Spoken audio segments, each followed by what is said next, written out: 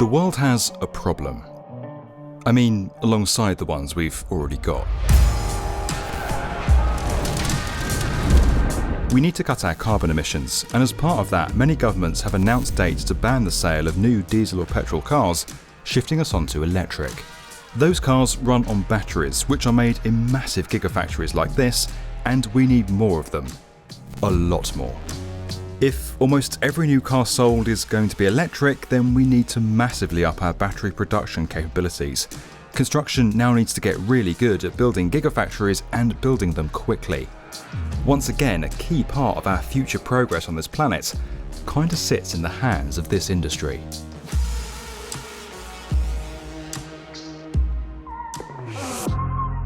About a fifth of all CO2 emissions come from transport, and road vehicles are by far the worst offenders.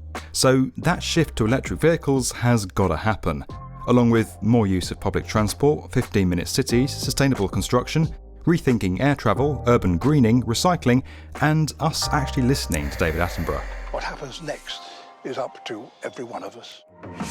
Now, there are many hurdles to overcome before we can all go out and buy an electric car. They're expensive, there aren't enough places to charge them right now, and a lot of people aren't fully convinced of the benefits yet. That's all being steadily tackled, but battery production capacity is one of the biggest problems. As you probably know, instead of an internal combustion engine, electric vehicles run on batteries, not AA's. The advanced lithium-ion cells that power electric vehicles are quite a bit more sophisticated than that. For the electric car revolution to happen, we need to make way more of these. In just 15 years, global demand for electric vehicles is expected to overtake that of normal cars, so battery production needs to increase six-fold by 2030. The good news is that this maturing of the market will ultimately bring costs down and make owning an electric vehicle something most of us can actually afford. To do that, we've got to build a whole new kind of production facility known as the Gigafactory. It's a term you've probably already heard of thanks to Tesla. First used by the company's CEO Elon Musk, Giga is a nod to Tesla's original aim of producing 35 gigawatt hours of battery capacity each year, and factory means, well, factory. Forget shopping malls or fossil fuel power stations, the construction industry now needs to get really good at building these factories if the world stands a hope of shifting to electric cars on time. So what gigafactories exist already, and what can we learn from them? You won't be surprised to know that Tesla now has a few under its belt. The firm started with its Nevada Gigafactory and has two more up and running in New York and Shanghai. Another two are also under construction right now in Texas and Berlin. The company's been building these at breakneck speed, using a combination of prefabricated parts, a standardized approach, and digital technologies, as we explained over on the B1M back in 2020. They're seemingly getting quicker at them too, learning from previous builds and constantly streamlining their operation. Most of Tesla's factories are easily expandable, designed and built in a way that allows them to add extensions as demand increases. Tesla's not the only one building gigafactories, in fact, far from it. While the US firm currently tops the list of electric car manufacturers overall, more than 3/4 of the world's batteries are actually made in the Asia-Pacific region, 70% in China alone. But it's Europe where most of the action is right now. Several tech companies and new competitors are setting up shop in a bid to gain a share of this lucrative market and beat Tesla at its own gigafactory game.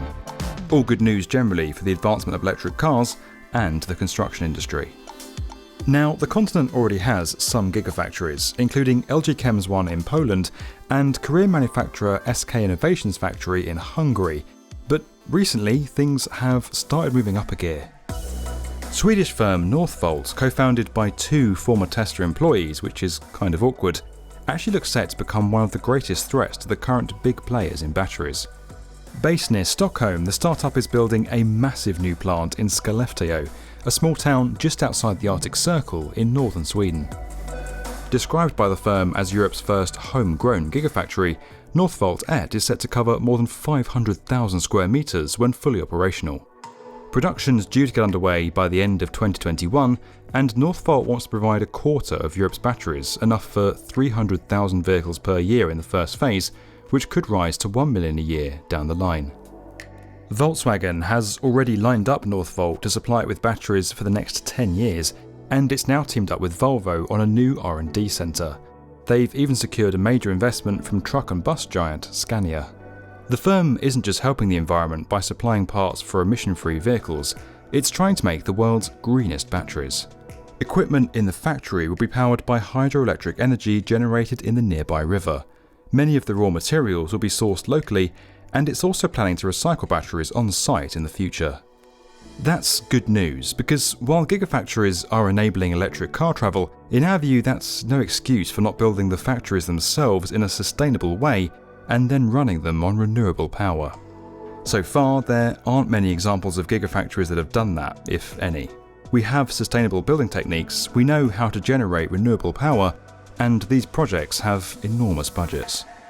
Elsewhere in Europe, Chinese firm S-Volt has invested $2.4 billion in 2 new production facilities on the German-French border, including a state-of-the-art cell factory with 24 gigawatt-hour capacity.